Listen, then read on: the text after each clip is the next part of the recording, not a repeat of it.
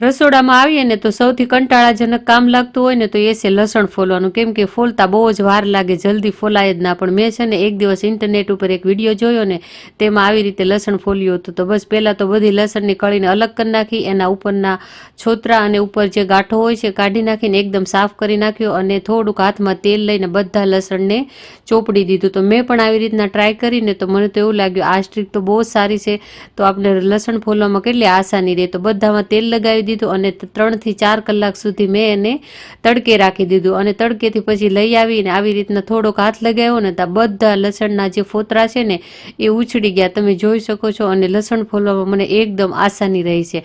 ઘણી વખત નેટ ઉપર આવતી અમુક જે ટિપ્સ હોય છે ને ખોટી હોય છે, પણ આ તો એકદમ સાચી ટિપ્સ છે, કેમ કે મેં આને યુઝ કરીને જોઈને તો મને તો ખરેખર બહુ સારી લાગી. તો અહીંયા મારું 250 ગ્રામ લસણ છે ને 5 મિનિટમાં ફોલાઈ ગયું. તમે પણ જરૂરથી ટ્રાય કરજો.